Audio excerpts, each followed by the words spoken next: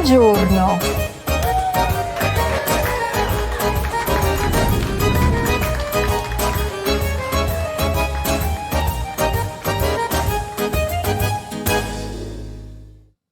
Bentornati! Welcome back to our course. Last time we studied third conjugation verbs, the regular and irregular verbs that end in ire, ire, and we discussed the northern regions of the Valle d'Aosta and Trentino Alto Adige. Today we shift our focus to the southern region of Puglia, called Apulia in English, as we learn possessive and demonstrative adjectives and pronouns. Let's talk about this wonderful region, one dear to my heart, as it was the first region of Italy I ever visited. Oggi parliamo della Puglia. La Puglia è una regione nella parte sud-est della penisola italiana. Infatti è la regione più orientale di tutta l'Italia. È il tacco dello stivale italiano. Confina con le regioni del Molise al nord-ovest e della Campania e della Basilicata ad ovest. Il Mar Adriatico bagna la costa orientale della regione e il Mar Ionio bagna la costa meridionale. Il suo capoluogo è Bari. Tante città pugliesi, come Bari e Lecce, chiamata la Firenze del Sud, sono importanti per la loro storia antica. Le province sono 6: Bari, Foggia, Barletta-Andria-Trani, Taranto, Brindisi e Lecce. La topografia di questa regione è più piatta che montagnosa. Ci sono tante pianure che la percorrono. Ci sono tante cose da fare e da vedere per i turisti. Le sue coste sono bellissime. Ci sono tante spiagge e bellezze naturali, soprattutto sul promontorio del Gargano, lo Sperone. I trulli di Alberobello sono case circolari fatte con pietre bianche. I loro tetti sono a forma di cono. Alcune di queste case adesso sono alberghi. How much translation do you need to do at this point of your study of Italian? Perhaps now, with your knowledge of certain nouns and verbs that we've been using to describe the regions, you are able to grasp even more than the gist, right? While there are many familiar verbs in these paragraphs, there are some new nouns, so we will translate together. Today, we will speak about Puglia. Puglia is a region in the southeastern part of the Italian peninsula. In fact, it is the easternmost region of all of Italy. It is the heel of the Italian boot. It borders with the regions of Molise to the northwest and Campania and Basilicata to the west. The Adriatic Sea bathes the eastern coast of the region, while the Ionian Sea bathes the southern coast. Its capital is Bari. Many Apulian cities, such as Bari and Lecce, known as the Florence of the South, are important for their ancient history. Its provinces are 6. Here we would say there are 6 provinces in English, but this would be the non-literal translation. So Bari, Foggia, Barletta-Andria-Trani, Taranto, Brindisi, and Lecce. The topography of this region is more flat than mountainous. There are many plains that run throughout it. Its coasts are beautiful. There are many beaches and places of natural beauty, especially on the Gargano promontory, known as the Spur. The trulli in Alberobello are circular houses made with white stones. Their roofs are conical. Some of these houses are now hotels. From the beautiful landscapes of Puglia to the delicious food such as panzerotti, the best type of pizza pouches you will ever eat, to the warm hospitality of the people who live there, Puglia is a place to call home, or one's second home. What better way to talk about home than to learn how to talk about things you own and people you hold dear, your family. Possessives will allow us to do that. You might have noticed some words highlighted in this text. Phrases such as il suo capoluogo, la loro storia antica, le sue coste, and I loro tetti. We've seen this type of construction before. Do you remember when we discussed the plot of Il Posto, the job? We said that the protagonist, Domenico, no longer attended school because his family needed money. Non frequenta più la scuola perché la sua famiglia ha bisogno di soldi. He no longer goes to school because his family needs money. We also saw it twice in the last lesson. For example, il suo capoluogo è Aosta. Its capital is Aosta. This construction, such as il suo capoluogo, is something called the possessive adjective. It's a way of connoting ownership or possession, other than using the preposition di. I can say, il capoluogo della Puglia è Bari, and it would mean essentially the same thing. The capital of Puglia is Bari. Alternately, I could use a possessive adjective and save some time and effort. Il suo capoluogo è Bari. Its capital is Bari. Now, in English, the possessive adjective is a simple form that consists of just one word. My, your, her, his, our, your, their, or its. In Italian, as you're seeing, it's not that simple. First of all, the possessive adjective, such as suo, must be preceded by the correct definite article. Second, the adjective changes to reflect gender and number, just like any other adjective in the language. Let's consider all of its possible forms. Please repeat them after me. The first person masculine pronouns, both singular and plural, are il mio, i miei, il nostro, i nostri. The first person feminine pronouns, both singular and plural, are la mia, le mie, la nostra, le nostre. The second person masculine pronouns, both singular and plural, are il tuo, i tuoi, il vostro, i vostri.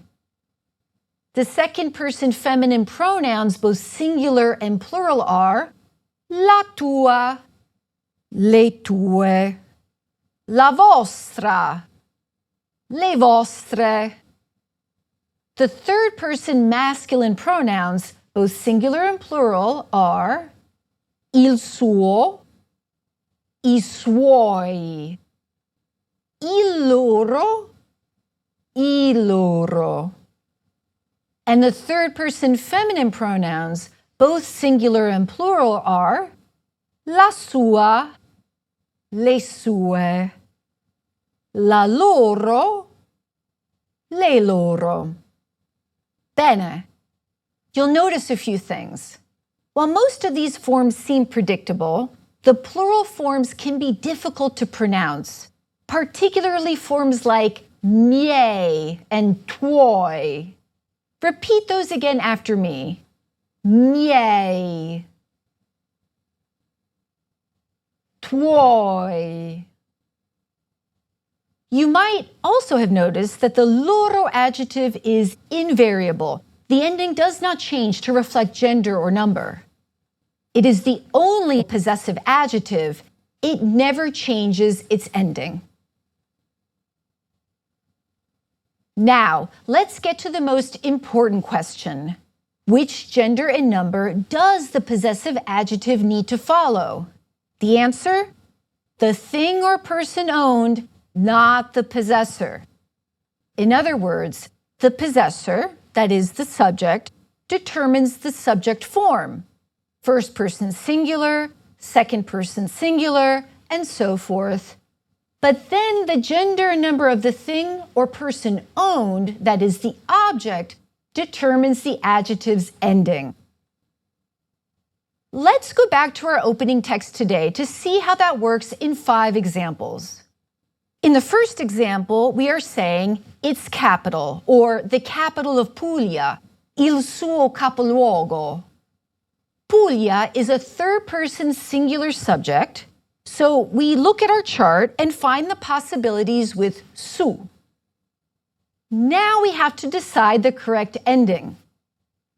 In this case, the word for capital, capoluogo, is masculine and singular, so the correct possessive adjective is suo. Add the definite article and you have il suo capoluogo.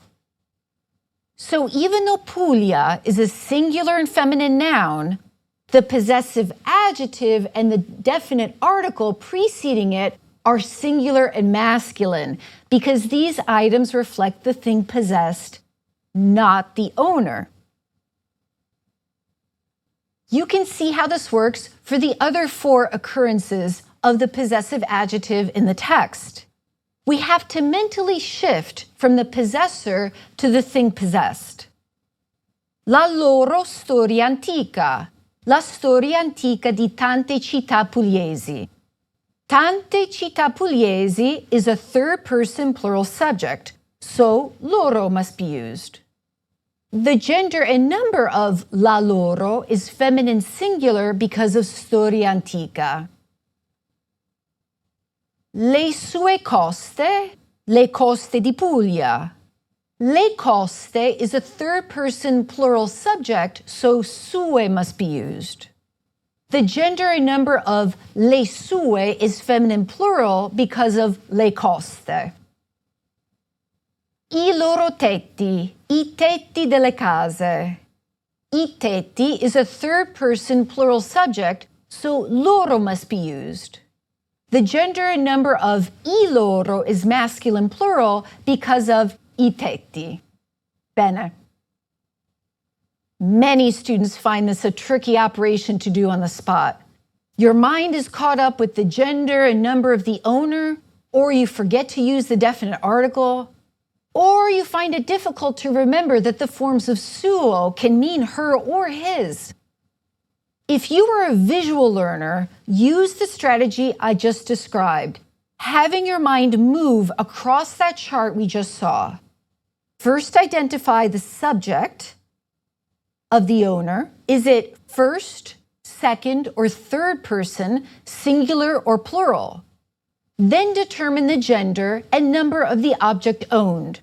Is it masculine or feminine, singular or plural? In other words, have your thinking move quickly from the owner to the object owned. Let's practice this by talking about the sites of Puglia. I'll indicate the noun and the city, and you will fill in the blank in order to indicate that the noun belongs to the city. I will pause to give you a chance to provide the answer, and then I will read it out loud. I trulli di Alberobello, i suoi trulli, le spiagge di Salento, le sue spiagge, il Duomo di Lecce, il suo Duomo, la Basilica di Bari, La sua basilica. Le grotte di Castellana. Le sue grotte. Il castello di Otranto. Il suo castello. Bravi! So what, you may ask, are the exceptions to the use of the possessive adjective? Well, there are a few. There always are. First of all, while the possessive adjective is almost always preceded by the definite article and then followed by the thing possessed, there are a handful of exceptions. One is the noun for home, casa. Italians always say casa mia, casa tua, casa nostra, casa vostra, and casa loro. This inversion also occurs to refer to one's bedroom. Camera, camera mia, camera tua, and so on. Finally, it occurs in the colloquial phrases referring to one's business, as in, that's not your business, it's mine. Non sono affari tuoi, sono affari miei. You'll know that you've definitely achieved fluency in Italian once you're arguing with that kind of sophistication. Another particular use of the possessive adjective is when you're trying to express concepts like a something of mine, or 2, 3, 4 things of mine, yours, and so forth. For example, un mio libro, a book of mine, or una mia amica, a friend of mine. You can make this plural. Due miei libri, due mie amiche, and so forth. Finally, possessive adjectives can be used by themselves without the noun. In this case, they're possessive pronouns, the words that correspond to the English mine, yours, his, hers, its, ours, and theirs. They are very simple to use. Simply include the definite article and the possessive adjective, and make sure that the gender number correspond to the thing possessed. For example, ho una macchina verde. I have a green car. E la tua, and yours? La mia è rossa. Mine is red. Come va la tua giornata? How is your day going? La mia va bene, grazie. Mine is going well, thank you. Ecco il tuo libro, ma non vedo il mio. Dov'è? Here's your book, but I don't see mine. Where is it? Il tuo è sul tavolo. Yours is on the table.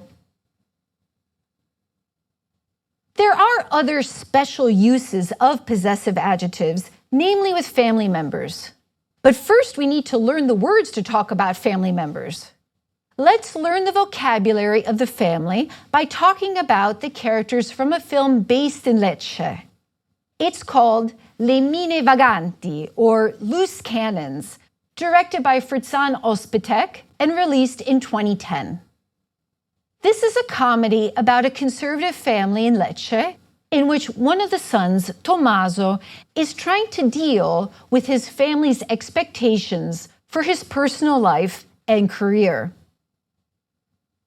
Il protagonista di questo film è Tommaso Cantone, uno scrittore che abita a Roma. Tommaso torna a casa, a Lecce, per trovare la sua famiglia. La famiglia abita in una villa grande con 2 domestiche. Tommaso ha 2 genitori, Vincenzo e Stefania. Vincenzo è suo padre e Stefania è sua madre. Vincenzo e Stefania hanno 3 figli. Tommaso ha 2 fratelli, un fratello Antonio e una sorella Elena. Elena è sposata con Salvatore. Salvatore è suo marito. Ci sono altri parenti che abitano nella villa. Luciana è sua zia. C'è anche la nonna, che è la madre di Vincenzo e la suocera di Stefania. Il fidanzato di Tommaso si chiama Marco. Let's take a closer look at the vocabulary and then at the possessive adjectives. Genitori means parents, and the singular form is genitore. Parenti is a false friend, since it means relatives, not parents. The singular form is parente. Other words here are easy to figure out. La madre, mother, il padre, father, il figlio, son, la figlia, daughter, and I figli, either just sons or sons and daughters. You can also say le figlie for daughters only. To talk about siblings, one can say il fratello, brother, la sorella, sister, or I fratelli, siblings, either just brothers or brothers and sisters. You can also say le sorelle to just talk about sisters. You can say il cognato or la cognata to talk about one's brother or sister-in-law, respectively. To talk about your mother or father-in-law, you would say la suocera or il suocero. And to indicate your son-in-law, you would say il genero. But for the daughter-in-law, you would say la nuora. To talk about spouses, one says la moglie for wife and il marito for husband. Le mogli and I mariti in the plural. Il fidanzato or la fidanzata can mean fiancé, partner, or long-term boyfriend or girlfriend. An aunt is a zia, while an uncle is a zio, and plural they are gli zii. Grandparents are I nonni, il nonno, grandfather, and la nonna, grandmother. Cousins are cugini, il cugino, or la cugina. Finally, and confusingly, nephews and nieces and grandchildren are nipoti, il or la nipote. How can you tell which meaning is intended? It is usually clear from the context, but sometimes clarification is necessary. That's a lot of new vocabulary. We haven't even covered great-grandparents, it's bisnonni, by the way, or second cousins, cugini di secondo grado. Let's go back to our text about le nine vaganti to note something particular about how these new words work with possessive pronouns. So we always use the definite article and the possessive pronoun with the word famiglia, as we see here, la sua famiglia.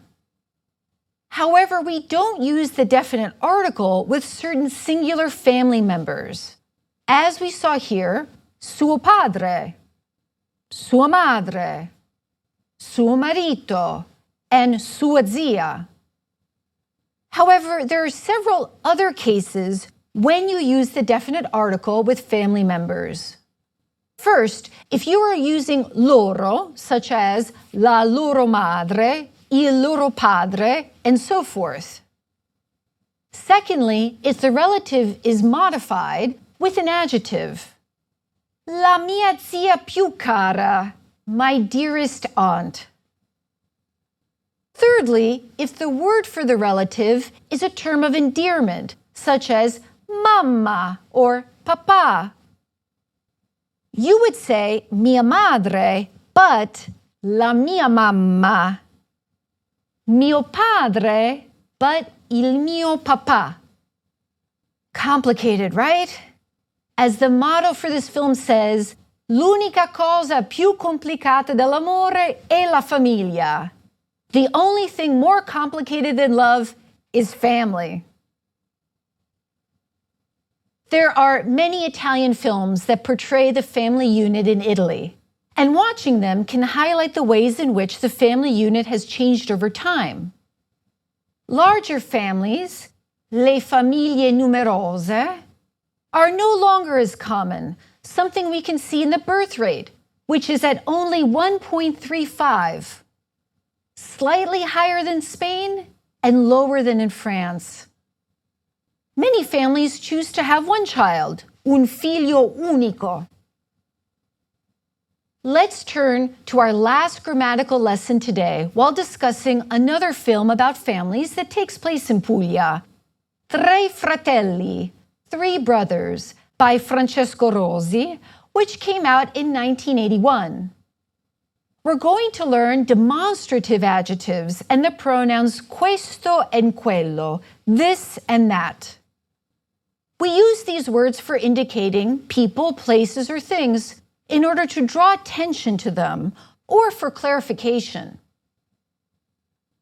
Just like the possessives, questo and quello can be both adjectives and pronouns, depending upon whether they modify a noun or substitute one.